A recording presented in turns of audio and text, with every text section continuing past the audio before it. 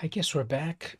That's crashed again, so I don't know. If people come back, we'll keep streaming. If people don't come back, we'll wrap it up. So tell me if you're still there in the chat.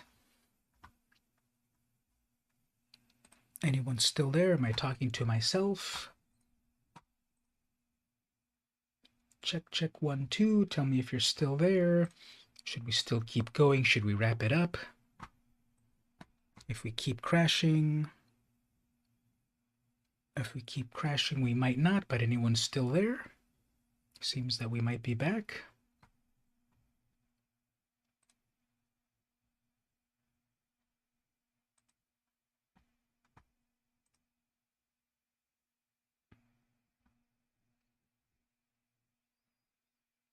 So that's pretty annoying. I'm not sure why I keep repeating myself, but I don't know why this keeps crashing. So I guess we won't wrap it up just yet, but thanks everyone for coming back. It's more fun with people, but thanks for coming back. Okay, so what I was saying, I have these cameras, and so this one here, the Konica C35EF, stands for electronic flash. It was one of the first cameras to get this pop-up flash. It was the first one, supposedly. I have this 1975 version. So this camera is older than me. This camera is older than everyone currently on the stream. 1975. It's very light. And as I said, I inherited it from someone that passed on 10 years ago or so. I broke it out and I'm starting to dabble with it again.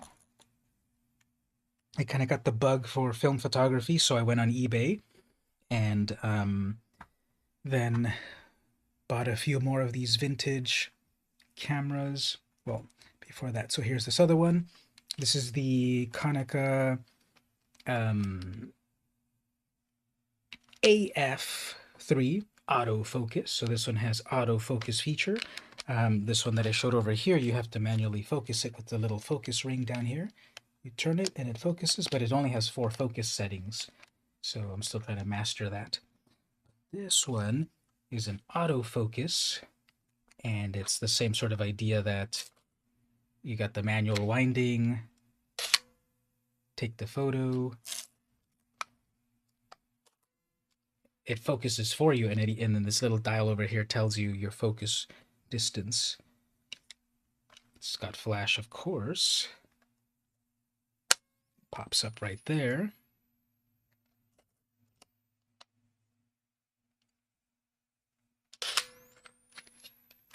Like that. This one, when did this one come out? So this is the AF2.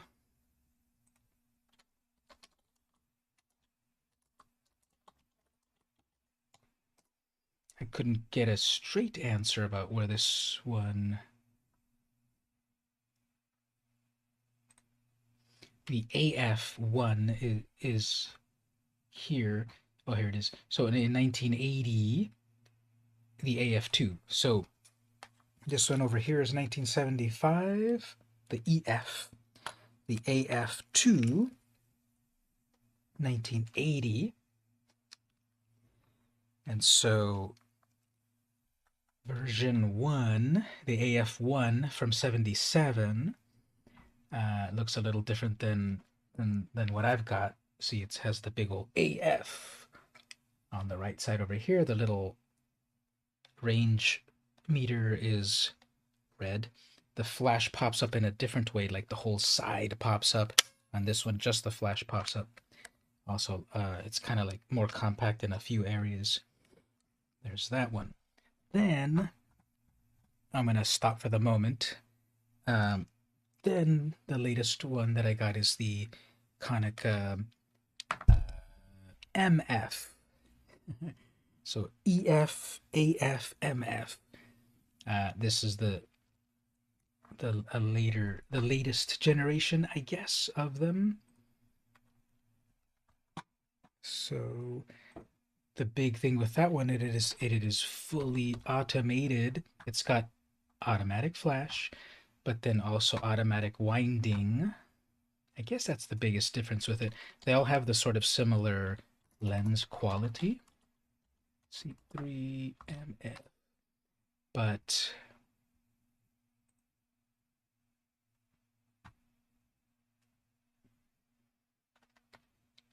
oh yeah, and then there's the MFD, which imprints the date onto it. I don't want that.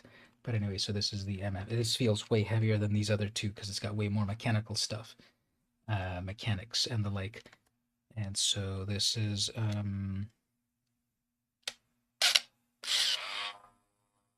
also way noisier. There's no longer the winding lever, which I like. So noisy.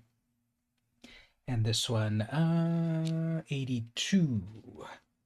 So here I've quite gone overboard with all of these vintage cameras, but you gotta have hobbies, and that's the hobby at the moment.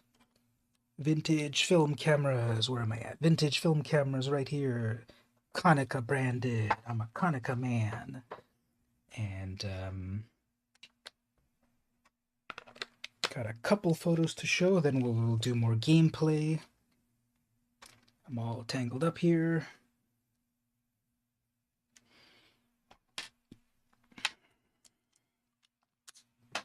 Thanks for coming to hang out, Stevie. We got to plan another game. Everyone dropped out at the last minute. But I know Gabe is going to come through very soon. And everyone else, too, to get a game or two in. You were born in 74. Hey there, Tom. How are you doing? So, I was born in 78. So we're almost twins. So, we're all vintage. We're all vintage nowadays. So it's all about comics and magic and now cameras. That's going to be the new focus of my YouTube channel. So yeah, those are the things I've got at the moment. Now, here's the thing about vintage. When we talk about magic, for example, if we're talking about, hey, look at this amazing card from the year 1999.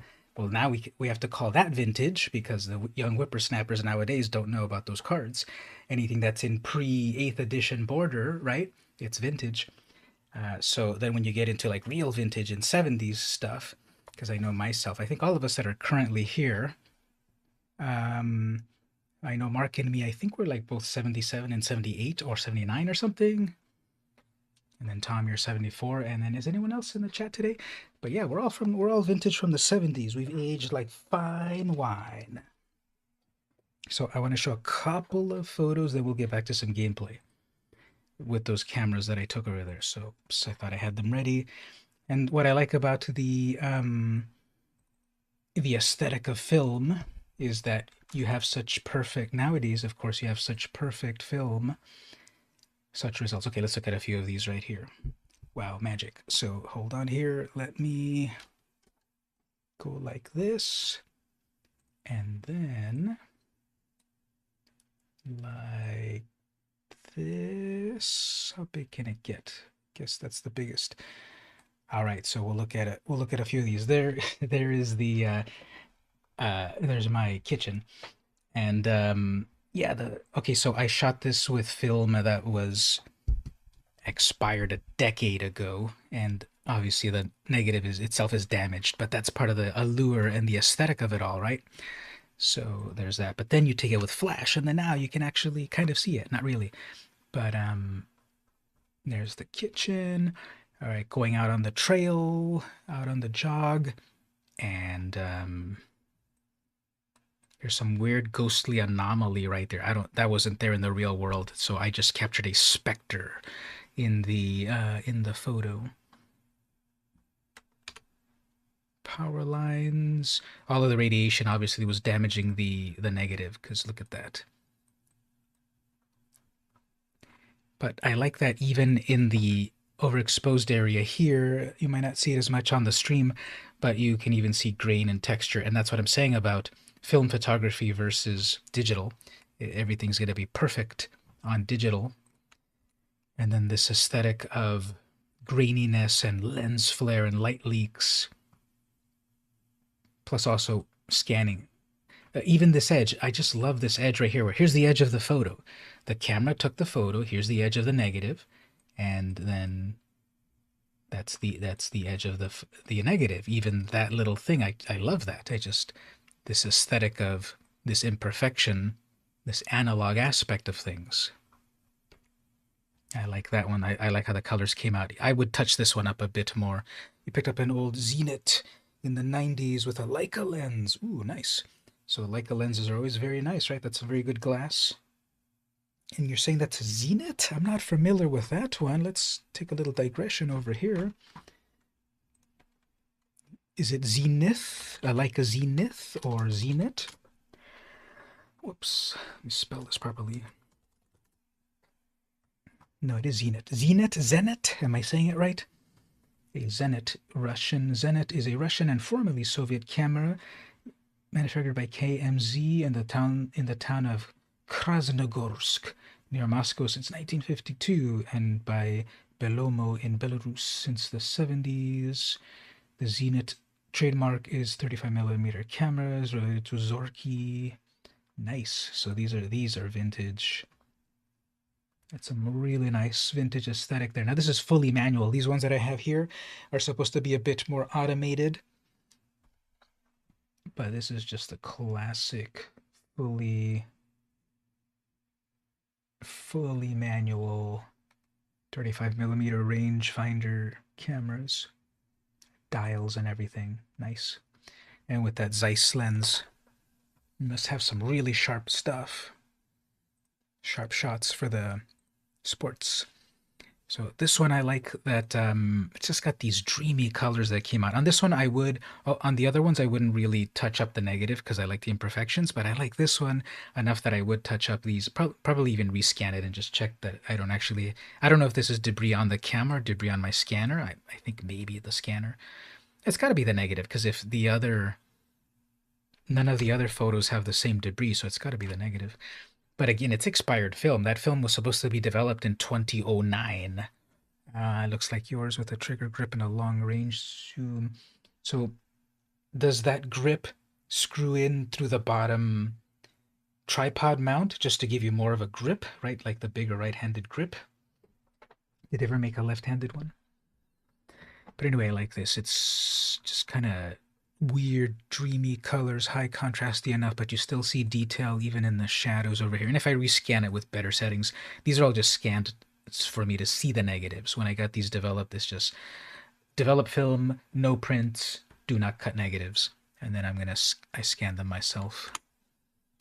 That's looking slightly to the left of the same shot over here. See right here, you see this little protrusion over here. With a shoulder stock as well. You're decked out with the gear. And so that's looking toward the northwest. There's the toll plaza that you have to pay to drive on that road. There's the reservoir over there.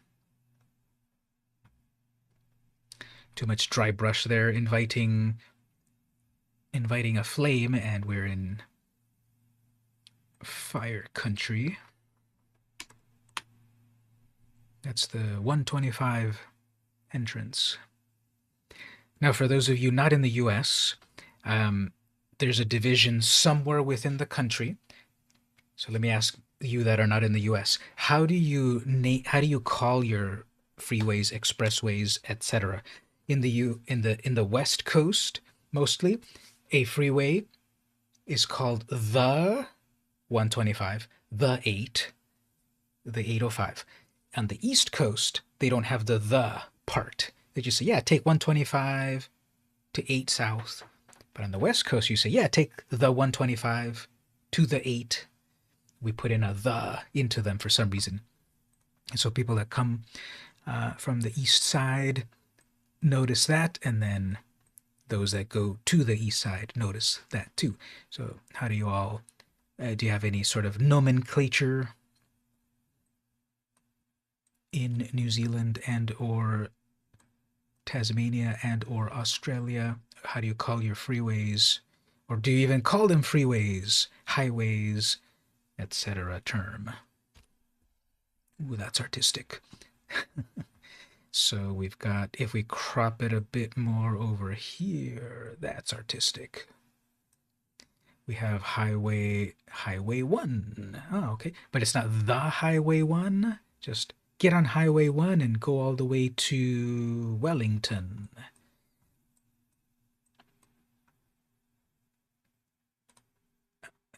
Looking to the north again. I'll just jump a little bit over here. I like this one also. This one also, it's not really of anything, but I like how the camera gives this sort of slightly dreamy quality to things. Some plants. I'm not a plantologist, don't know the names of these things. Got some other pretty plants over here. It's not showing up as much on the stream, I guess, but when I was scanning them, I kind of saw that they all had a bit of a purple tint to them. Understandable since the film has been expired for over a decade. So here we have the contrast of nature plus the encroachment of humanity upon the nature. Solar panels. I like this one. Now if you crop it just to have that, you get a different sense out of it. But then with the brick over here, very nicely out of focused bokeh effect. These skies came out nice. Again, very grainy. Obviously, that's a feature, not a bug of this type of photography. And even the edges of the film frames, I like that. For water conservation, this property is irrigated with reclaimed water. Do not drink. And then in Spanish, the same. The plant is the Hebe speciosa weary prince. Are you sure about that? I'm going to trust you. But that sounds like a very fancy plant name.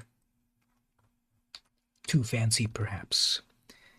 But yep, that's some examples. I think some of these are indigenous plants and some not.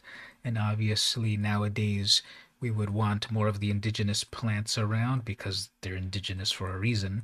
And when we transport non-indigenous plants, they may wreak havoc with the, what is it, ecosystem, biome? What's the correct term? One of those. The one with the purple flowers. This one? These seem white to me, or do they seem very purple on your end? These are supposed to be white when I shot them. It might be the color cast on the negative because I didn't color calibrate the scan and the negatives are old. Hey, there's another specter floating around on my photos, trying to reach out to me from beyond. They're also highways. Are they numbered? I forgot to ask this. Are they numbered? Do they have names? So you said Highway 1 there, but do you have names? So most of the highways here are numbered, but then they also have commemorative names. One of the big ones near here is the Kumeyaay Highway, named for the indigenous people of the area. The Kumeyaay people were in the area of San Diego thousands of years before other settlers.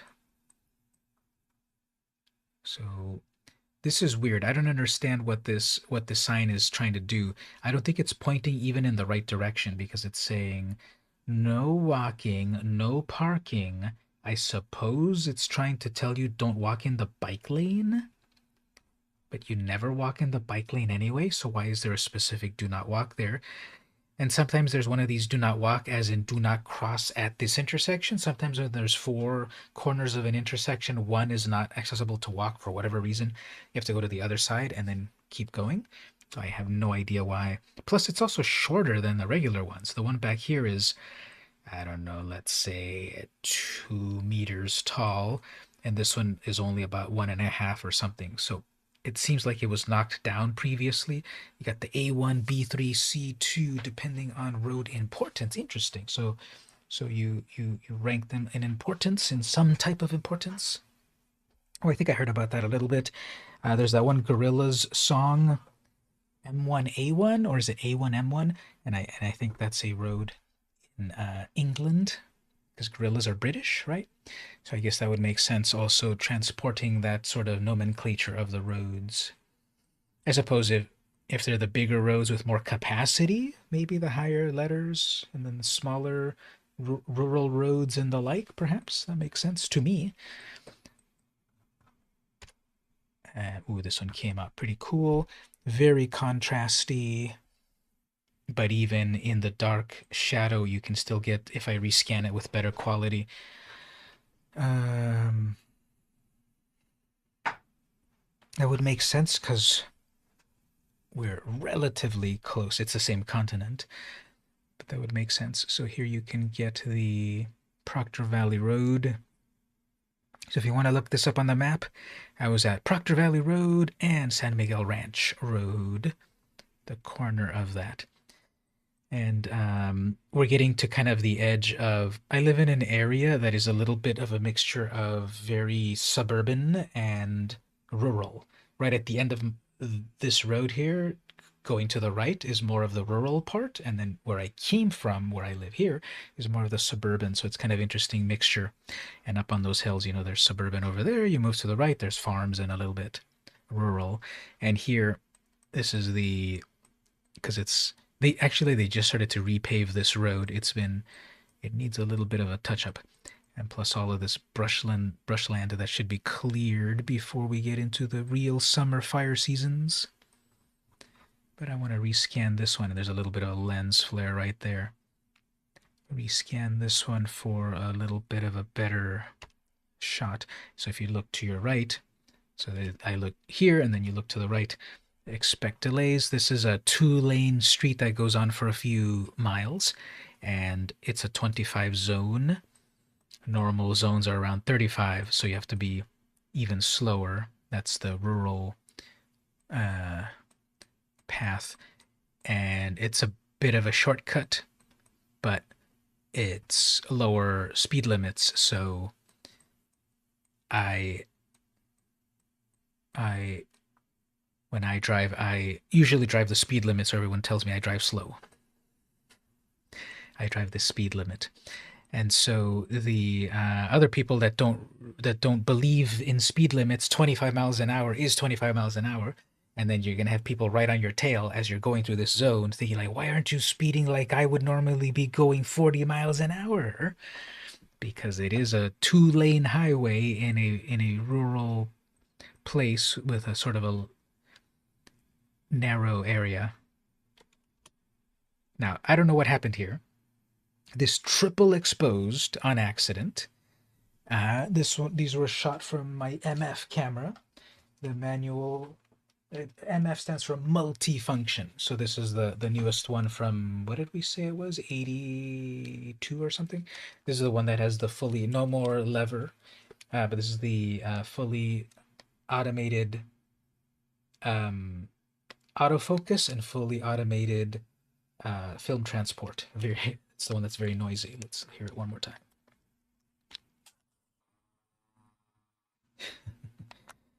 Sounds like a dying seagull.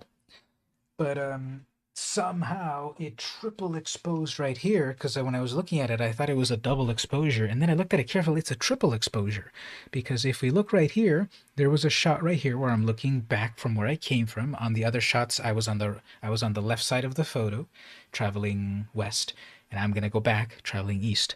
And so this is one complete photo here, and then here's the edge of another photo, and that photo there is me trying to take an artistic photo here of the stoplight, of the sign that is telling you there is a stoplight coming soon. Be aware. And then I believe that ends right there, because you see this little notch. So some of these photos have a little notch as part of the mechanism. So I think from here to here is the sidewalk photo. And then here starts the sign photo, and then it ends over some. Oh no, actually, now that I look at it again, it's not triple exposed. It is double exposed. It's two photos. I thought for some reason I thought for some reason I was able to capture the sign all by itself and then this tree later. Oh no, it's the sign in front of the tree, and then it's the look down the road, so it's a double exposure on accident. It the film advanced mechanism got stuck halfway or something, and I didn't see at all any feedback that it happened. And I shot it, and it looks, yeah, it looks pretty cool, kind of weird and ghostly. And then it went normal back here, and so here I am, water bottle, walking back. See, I had just passed the previous spot. Got some of these other cool plants. Got some weird ghostly trails.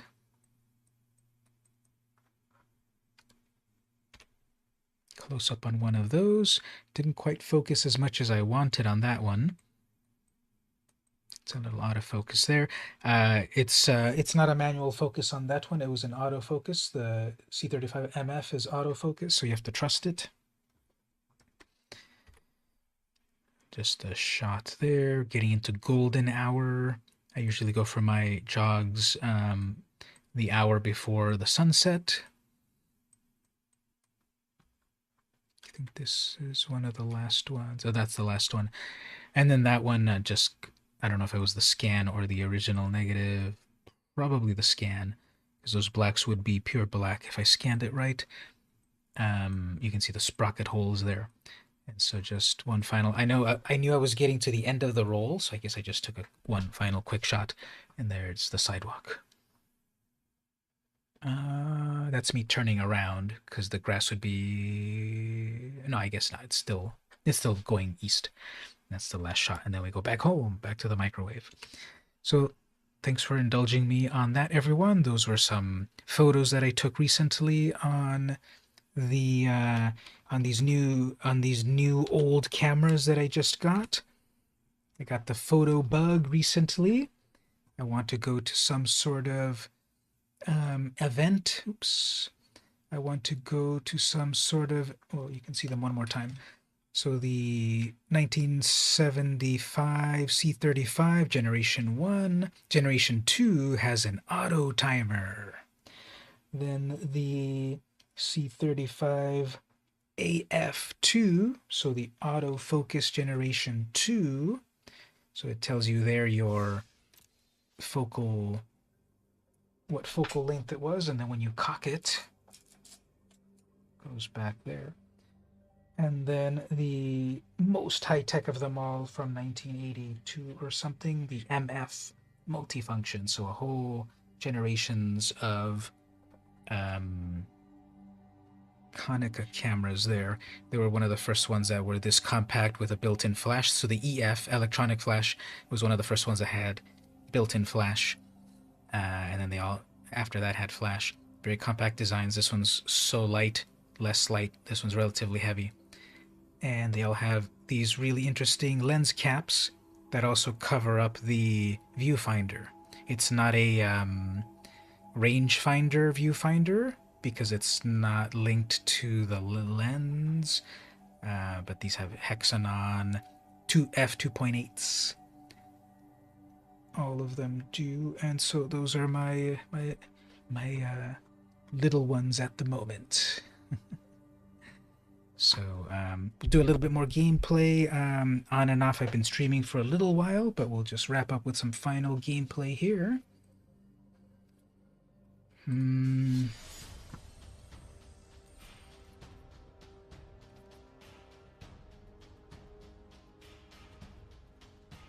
Let's play some mono black shenanigans.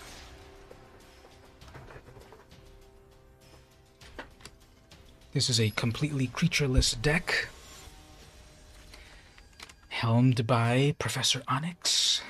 Got a lot of removal, and just trying to annoy the opponent with some dark magic.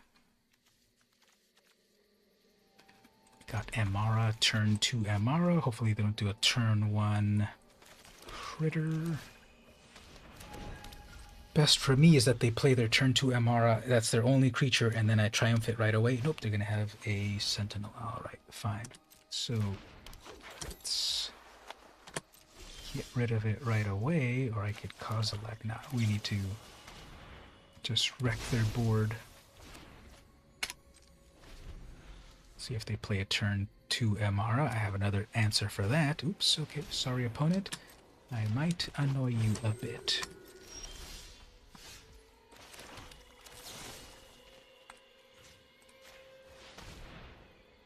And now after that, yeah, so it's all removal and getting out Professor Onyx and then doing instants and sorceries and slowly killing them with Magecraft.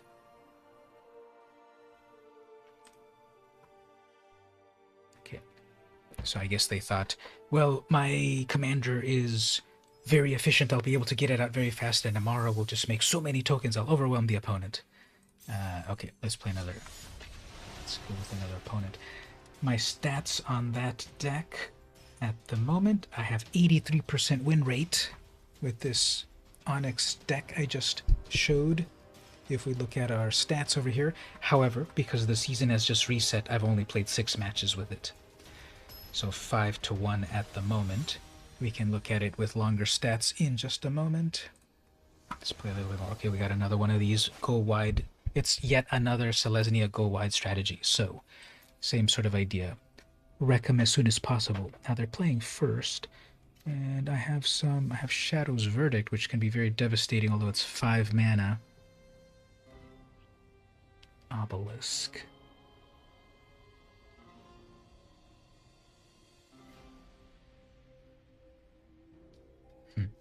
It's not as vicious as it could be, but let's play it.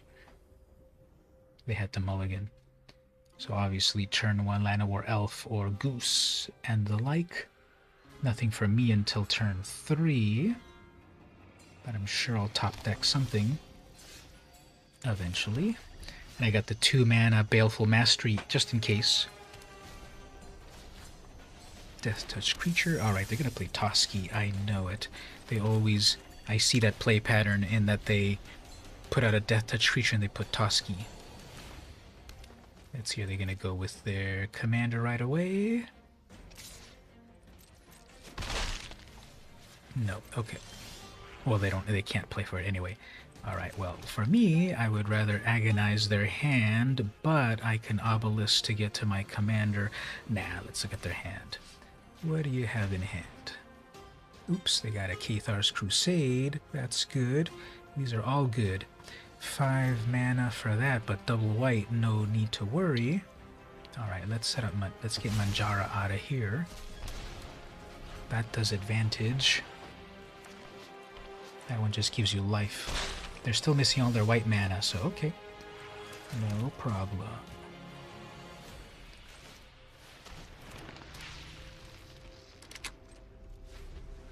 Top deck of planes? Nope.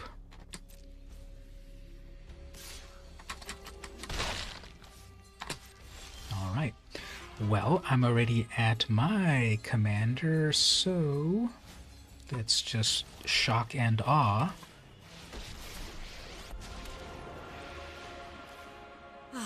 New job, new life, new opportunities. I would have gotten 3 lands in a row. Wow. Alright, top deck of planes. Yep, there's your planes. Alright, so... Shadow's Verdict next turn. New life, same annoyances.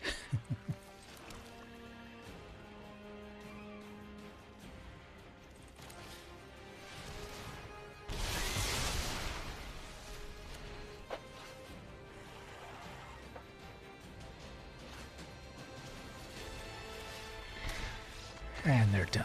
So, yep. Depending on the opponent, it could be pretty evil. Not every opponent crumbles as hard as that, but they put up a valiant fight. Let's look at the stats for a moment. So far I've got an 86% win rate, but if we look at it with a little bit longer amount of data, 60%. 18 to 12 with more data. 50%, 54% on the play win rate. 62% win rate on the draw, interestingly. Made a few different versions of it. Some of the matchups, it doesn't play as well versus mono black itself. Well, it's just one sample. Let's see. Okay, against Demir. Okay, here's some real data. So against Demir, it doesn't do too well. Besides that, it's not a whole lot of data to make some big declarations.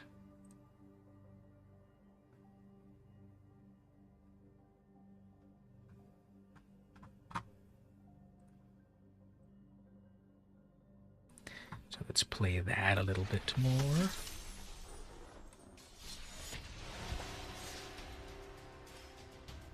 Maybe one more.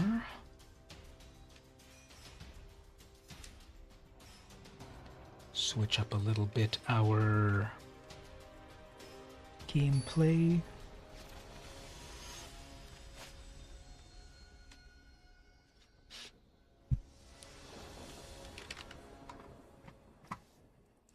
All right, Vorinclex, mono green. They're going to want to ramp, but still take a moment.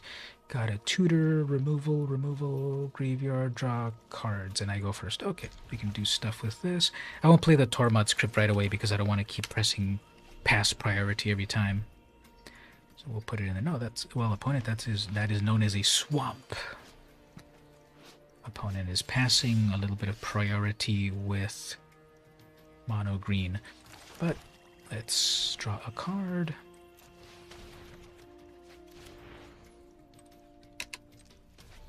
Three mana obelisk.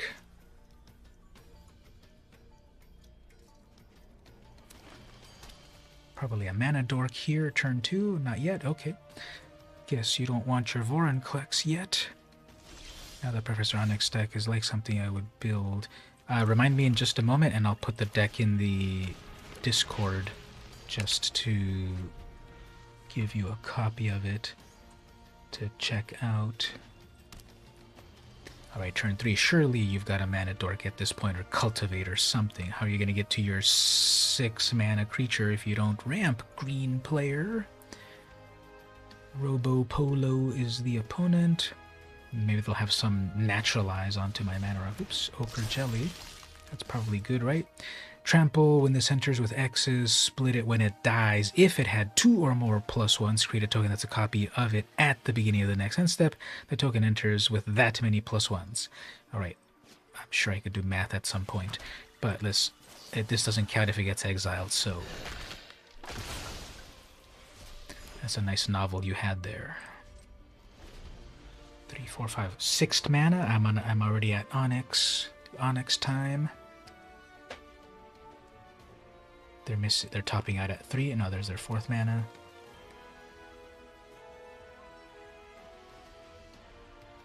No ramp so far. Oops, they got an explore thing. Okay, there we go. 6 mana. Yay.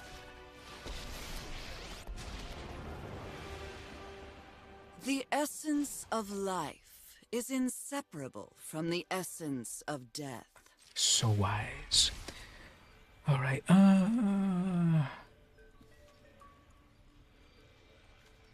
2 discard spells.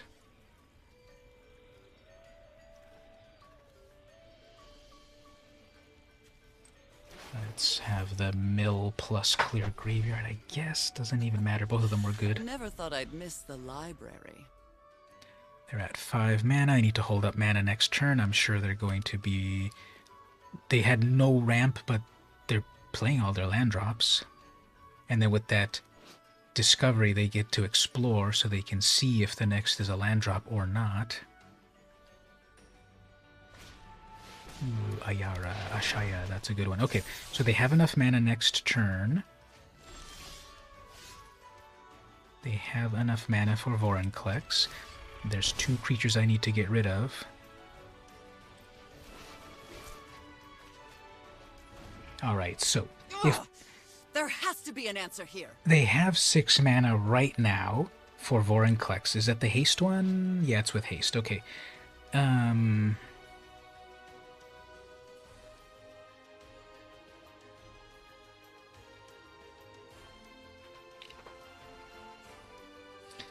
If I kill their current creature and they don't get a mana drop, that'll be good.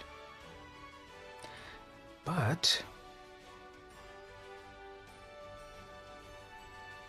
next turn, they summon Vorinclex and I kill it, they still have a 7/7 that'll still take out my Planeswalker. So if I kill their current creature and they still get a mana, that'll be a 6/6 and Onyx will still live.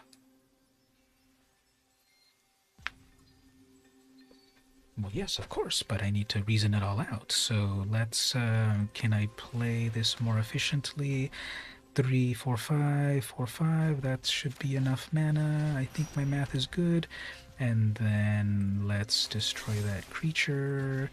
And then even if they bring out Vorinclex, unless they somehow make it into a 7/7 at the, and now we'll take out the crypt just in case they have something to get out of the, in case they can get it back out of the graveyard. Let's see, 6th mana? Nope. Okay, they were relying on Ayaya to be their 6th mana. And then there's a huge Gear Hulk, which they're leaving on top. And then a route. Okay, yeah, so definitely next turn we're getting a creature. Okay, we will...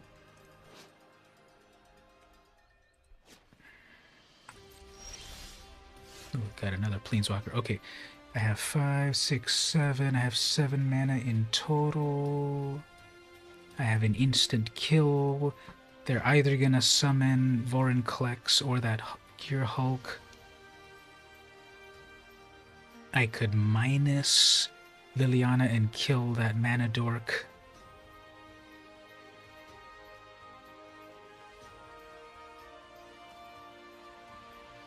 I can go Tutor. I have 7 mana in total. I can go Tutor for a 2 mana kill spell.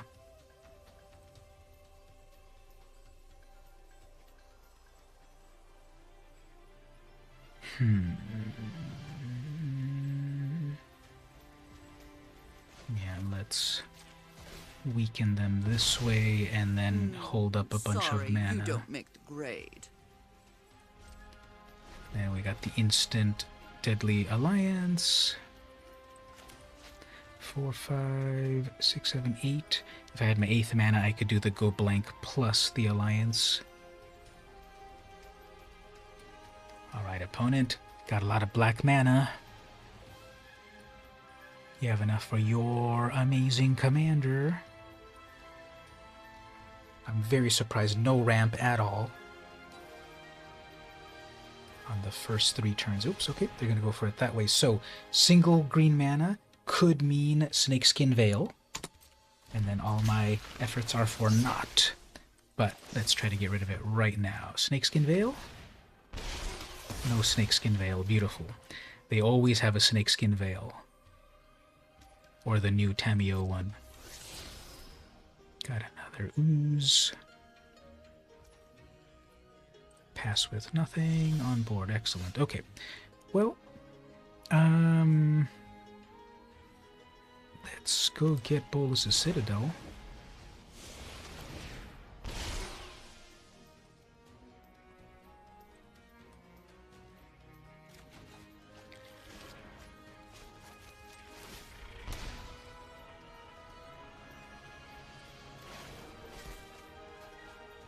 Ooh, this will work even better, because then I get to make them go blank.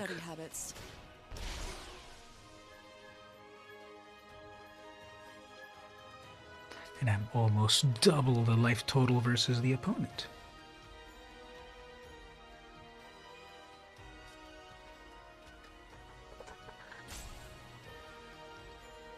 Get rid of that Gear Hulk. Did they ever draw that Gear Hulk? Nope. They plummet. They had a plummet in hand, +1 plus the Blanchwood armor. They do have that Gear Hulk, but they have nothing to target it against. 6, 7, 8.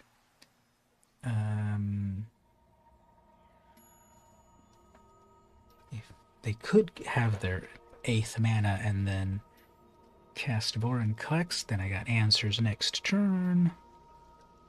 What would be best for me is that they don't. Okay, that'll work. We'll play Bolus's Citadel, get some other removal, hopefully. I guess the Gear Hulk is next.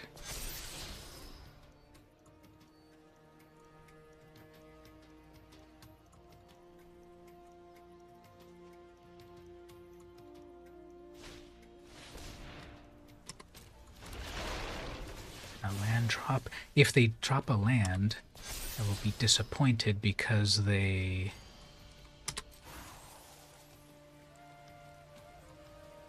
didn't proliferate properly. Alright, those are some big creatures.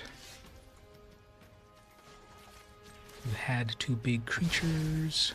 Well, darn. Looks like you flunked out. Mwah.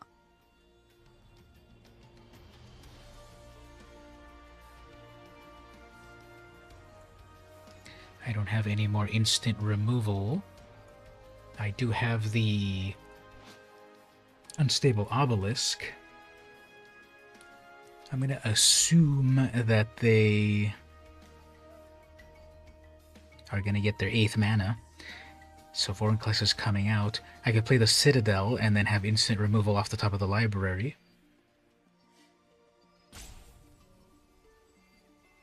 I could remove that Ooze right now. Have them draw a card.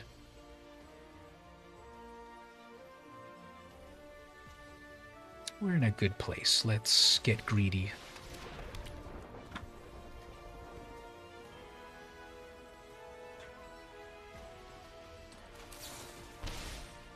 And then a land drop. Okay, and then we'll play that, and then a land drop there. But play it from the top. Another one off the top. No. Let's draw that. And another land at the top. Amazing. Okay. Well, so here we go. Next turn, they'll probably luck into one more land. Although they did put a creature on the top. Let's see if they don't. They're going to have the land. I'm sure of it. That'll be a haste creature. I guess I can bond to just to clear the board. Or maybe they got greedy and they didn't leave any lands on the top. They saw creatures instead. Yeah, they didn't have a land. Alright, so that's a land. Okay, you got your land for the next time.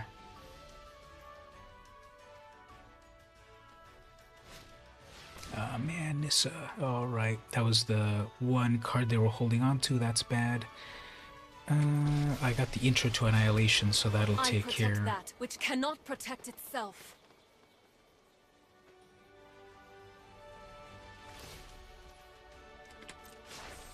The land shall conquer you.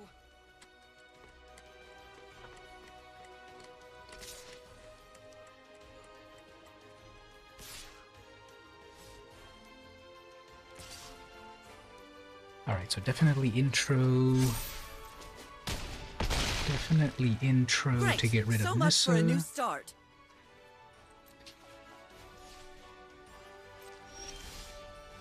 Nothing to get rid of out of their hand. Great. But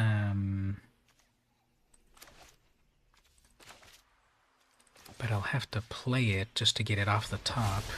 I can help you. No, actually, draw your card, and then now you get to discard it. So mean.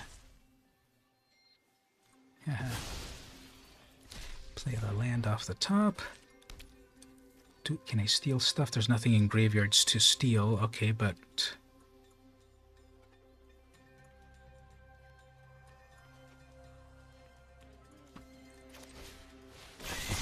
clear the battlefield here. Gotta play that to get it off the top.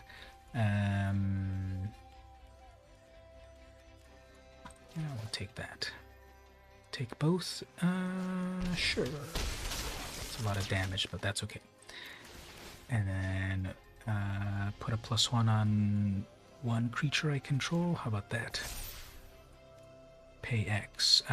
Yeah, how much can I pay? Well, that'll tap me out even further. So, yeah, I guess we'll pay 2.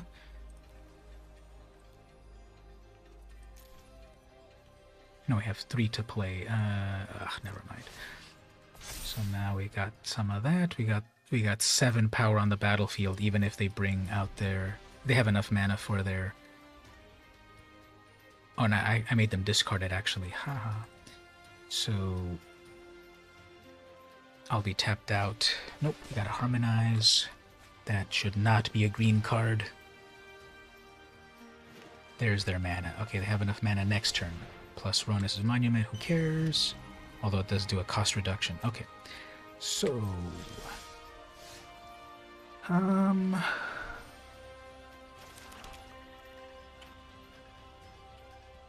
Play... another Liliana.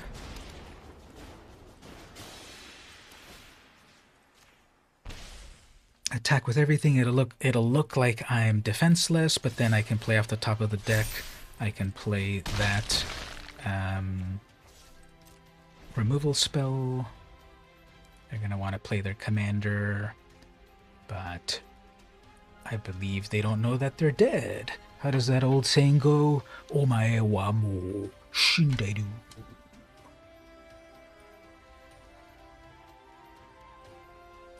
So, yep, they're looking at my graveyard. Are they gonna clear my graveyard somehow? As long as they don't mill me, 1 card will be okay. Nope. All right. Well, we'll let them start the attack. We'll let them think. Storm the Citadel. That's funny. I have a Bolas' Citadel, and they have Storm the Citadel. What a flavor. Now let's see if they get greedy here. You're dead anyway, because... And then they're doing my turn. Yeah, they're passing. Oh well. Anyway, sorry. Let's just completely finish them up right here. Off the top of the deck. How does that happen? 2 damage from Liliana. Play Onyx. Kill them with an Inquisition of Kozilek. That's Professor Onyx to you. That's how you do it with style. I stole their creatures. I could have killed them with their own creatures. I killed them with double Lilianas. I killed them literally with an Inquisition of Kozilek. Magecraft. Whenever you cast or copy an instant or sorcery, each opponent loses 2 life. You gain 2 life. So first Liliana did 2 damage, down to 2 life. Second Liliana, Magecraft Inquisition. So now you can tell your grandkids right there. I saw someone kill an opponent with Inquisition of Kozilek. Their mind will reel. How is that possible? Inquisition of Kozilek doesn't do damage. How did they do it? And here, now you know. So, now that's me being fancy. And other times I've tried to be fancy, and then it didn't work out. There was that time that I thought I had the opponent dead, and I was going to do a cool kill, and instead they ended up milling me out. I gave them 1 turn because I wanted to do a final cool kill. I gave them 1 turn. When it came back to their turn, they had Sir Conrad, and they milled me out when I tried to do a fun kill. And so same thing here. I should have just gone click, click, click, click, attack. But I thought, nah, let's do it fancy. Let's do a kill with an Inquisition. And I think that might be a good way to wrap up the stream right there. That might be a cool way to wrap things up with a double Liliana brawl party and a death by a card that is not supposed to kill, and all of that. So yeah, I think we can wrap up at this point here.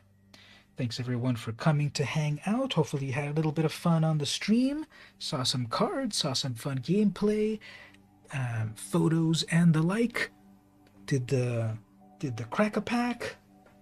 Not sure if you were on the stream at the moment that that happened to Tom, but the packs that we cracked right here, did we get anything good here? We got a